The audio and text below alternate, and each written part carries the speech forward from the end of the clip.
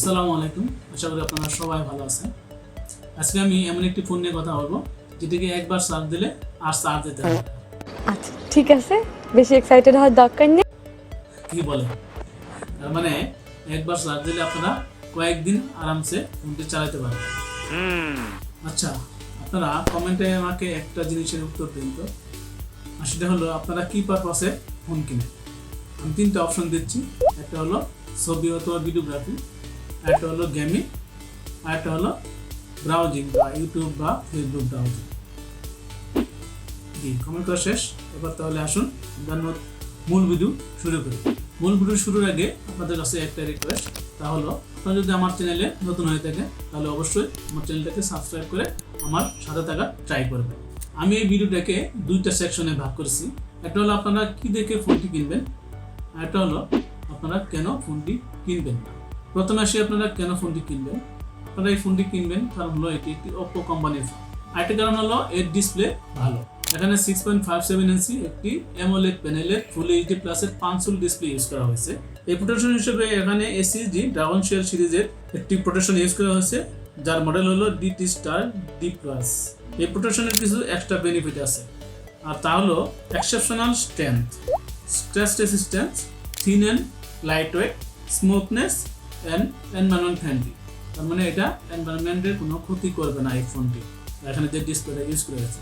আর এখানে 1400 নিটসের pick brightness পাবেন, যেটাতে আপনারা ইনডোর এবং আউটডোরে ভালো ভিজিবিলিটি পাবেন। কোনো ভিজিবিলিটি নিয়ে কোনো সমস্যা আপনাদেরকে পাইতে হবে না।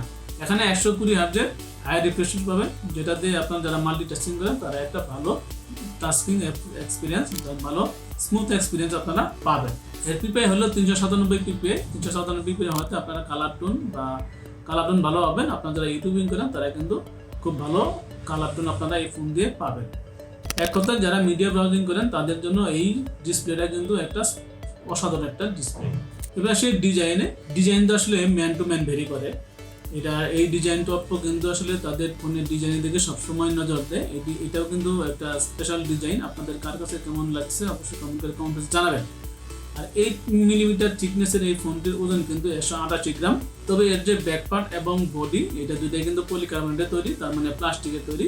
তবে এখানে তারা কিন্তু একটা প্রোটেকশন ইউজ করছে, মিলিটারি গ্রেডের প্রোটেকশন ইউজ করে, যা পরে গেলে ভাঙার সম্ভাবনা কম। এখানে ডিসপ্লেতেও তারা একটা প্রোটেকশন দেয়, আমি আগে বললাম।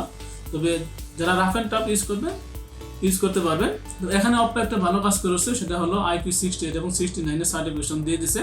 যারা আপনারা আন্ডার ওয়াটার ফটোগ্রাফি করতে পারেন তারা কিন্তু আরামসে এই ফোন দিয়ে আন্ডার ওয়াটার ফটোগ্রাফি আপনারা করতে পারবেন। এই ফোনের আরেকটি ভালো দিক হলো এই ফোনে কিন্তু এত স্লিম একটা ফোনে 8 মিলিমিটার থিকনেস একটা ফোনে তারা কিন্তু 7000 মিলিঅ্যাম্পিয়ারের একটি ব্যাটারি দিয়েছে। আর এই ব্যাটারিকে চার্জ করার জন্য তারা 80 ওয়াটের একটা ফাস্ট চার্জার দিয়েছে। আর আপনারা কিন্তু এখানে রিভার্স চার্জিং সিস্টেমও পাচ্ছেন।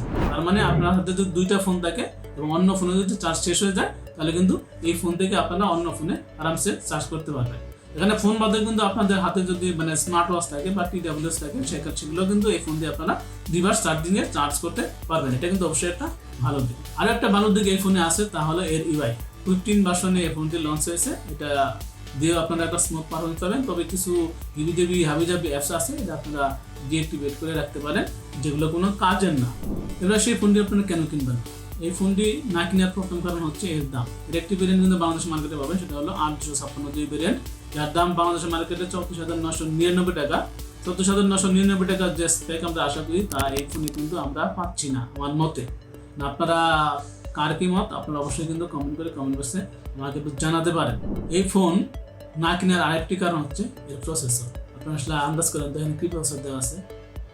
জি, আপনারা ঠিকই ধরছেন। এখানে কিন্তু তারা মিডিয়াটেকের Helio G100 এর একটা প্রসেসর, 4G প্রসেসর তারা এখানে ইউজ করছে, যেটা কিন্তু আমরা এর আগে 18 থেকে 25,000 টাকা ফোনে অ্যাভেলেবল আমরা দেখতে পাইছি। তো আমার মতে এই দামে এই প্রসেসর কোনোভাবে যায় না। আর এখন যেহেতু 5G চলে আসতেছে, সকল কোম্পানি কিন্তু 5G ফোন লঞ্চ করে আছে, সেখানে এই Oppo কিভাবে 25,000 টাকা ফোনে 4G একটা প্রসেসর ইউজ করে আমার আসলে বোধগম্য নয়। তবে এই প্রসেসরটা কিন্তু আসলে কোনোভাবে গেমিং প্রসেসর নয়। যারা গেমিং করেন তারা কিন্তু অবশ্যই ভেবে দেখবেন যে এই ফোনটা আপনারা কিনবেন কিনা।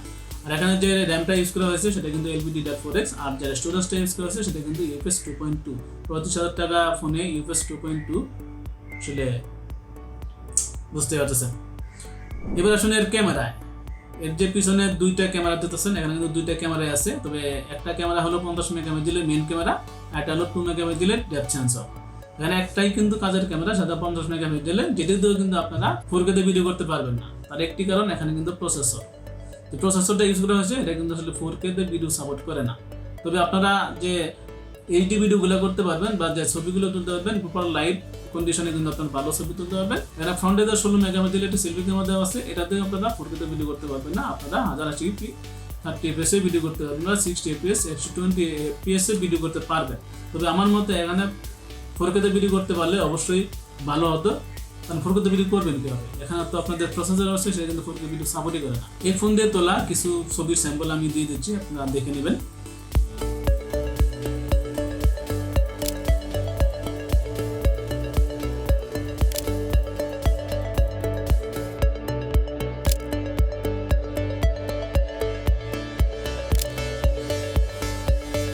আপনারা যারা ক্যামেরা সেন্ট্রিক ফোন চাচ্ছেন তারা বুঝতে পারছেন এই ফোনটা থেকে আমার মনে হয় একটু দূরে থাকাই ভালো হবে। এখানে আদার্স যে কানেক্টিভিটি, যে নোটিফিকেশন, NFC পাবেন, ব্লুটুথ পাবেন, তারপরে USB টাইপ সি পোর্ট পাবেন, সেটা কিন্তু সবই আপনারা পেয়ে যাচ্ছেন, এখানে কোনো ঝামেলা নাই। তবে ইউজেবিলিটির দিক দিয়ে কিন্তু অপ্পোর ফোন অবশ্যই ভালো থাকে। যারা লং টার্মে ফোন ইউজ করতে চান তারা কিন্তু অপ্পোর ফোনের দিকেই যায় আর কি। তবে এবার আসি এই ফোনটা আসলে কারা কিনবেন, কারা কিনবেন না। আপনারা যারা লং টার্মের একটা ফোন ইউজ করতে চাচ্ছেন, একটা শক্তপোক্ত ফোন চাচ্ছেন এবং ইউজেবিলিটির দিক থেকে ভালো একটা ফোন চাচ্ছেন এবং মিডিয়া ব্রাউজিং করেন, কোনো রকমের গেমস খেলেন না, ফেসবুকিং করেন, তারা কিন্তু এই ফোনটা আপনারা নিতে পারেন। আর যারা গেমিং করেন বা গেমিং করবেন ভাবছেন বা ফটোগ্রাফি করবেন ভাবছেন, তারা কিন্তু এই ফোন থেকে একটু মনে হয় দূরে থাকাই ভালো। যদিও এখানে IP60 69 সার্টিফিকেশন দেওয়া আছে, আন্ডার ওয়াটার ফটোগ্রাফি করতে পারবেন, কিন্তু ফটোর কোয়ালিটি বা ভিডিও কোয়ালিটি কেমন হবে সেটা আপনারা বুঝতেই পারছেন। এই ছিল আজকের এই ভিডিও। দেখা হবে পরবর্তী কোনো ভিডিওতে। সে বন্ধু ভালো থাকবে। আল্লাহ হাফিজ।